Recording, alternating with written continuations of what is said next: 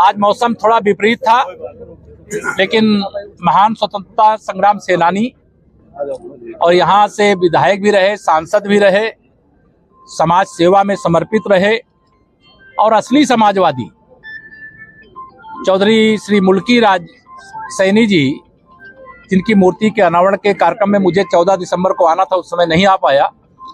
आज मौसम विपरीत था, लेकिन मैंने ठाना था कि आज तो मैं जाऊंगा ही जाऊंगा, उसके लिए आना हुआ। मैं पूरे परिवार के जितने सदस्य हैं, समाज के जितने साथी हैं, सबको आज मुझे कार्यक्रम में बुलाने के लिए धन्यवाद करता हूं।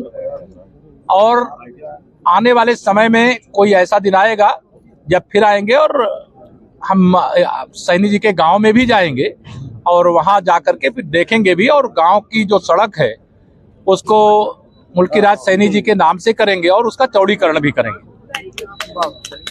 और दूसरा या जरूर मैं 5 किलोमीटर है, कोई बात नहीं, 5 किलोमीटर हो चाहे जितने किलोमीटर हो। और दूसरा यह भी मैं आज आप सबको बता दूं, आप कोई सवाल करें उससे पहले बता दूं, 2027 में तीसरी बार प्रचंड बहुमत से, अर्थात 2017 से भी अधिक बड़ी विजय जनता के आशीर्वाद से, कार्यकर्ताओं के परिश्रम से प्राप्त करके हम उत्तर प्रदेश में सरकार बनाएंगे। और समाजवादी पार्टी जो गुंडागर्दी करती है, जो अपराध करती है, जो माफियाओं का संरक्षण करती है, उसका सूपड़ा सहारनपुर सहित, सहारनपुर से सोनभद्र तक, गाजियाबाद से गाजीपुर तक साफ हो जाएगा। जनता इसके लिए तैयार रहेगी। कांग्रेस पार्टी ने जय स्थापना दिवस की वो कराया है प्रोग्राम, उसमें ये कहा है कि जहाँ पे बुलडोजर चलेगा वहां हम डट के खड़े हो जाएंगे। देखिए, कांग्रेस 140 साल की बूढ़ी हो गई और 140 साल पुरानी जो पार्टी है, जिस पार्टी ने देश की आजादी की लड़ाई लड़ी थी और उसने वंदे मातरम के टुकड़े कर दिए, वंदे मातरम के टुकड़े के बाद देश के टुकड़े हो गए। कांग्रेस का कोई राजनीतिक भविष्य नहीं बचा है। कांग्रेस मुद्दा विहीन पार्टी है। माननीय नरेंद्र मोदी जी को सरकार में आने से रोकने के लिए दुष्प्रचार किया, अफवाह फैलाया, संविधान खत्म करने का झूठ बोला, आरक्षण खत्म करने का झूठ बोला, लेकिन फिर भी देश की जनता ने तीसरी बार मोदी सरकार बनाई और कांग्रेस का इतिहास के पन्नों में दर्ज होना सुनिश्चित है। कांग्रेस का कोई राजनीतिक भविष्य नहीं।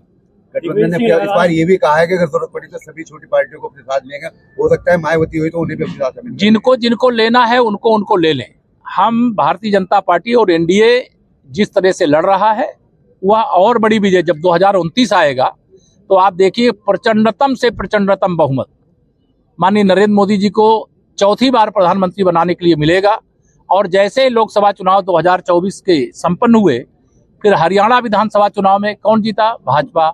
महाराष्ट्र विधानसभा में कौन जीता? भाजपा। दिल्ली विधानसभा में कौन जीता? भाजपा।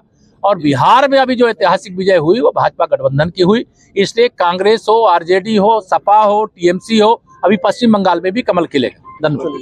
और कोई आप सांसद हमेशा जो है आरोप लगा रहे हैं एफआईआर को लेकर 4 करोड़ बीजेपी द्वारा काट दिए गए हैं, क्या कहेंगे?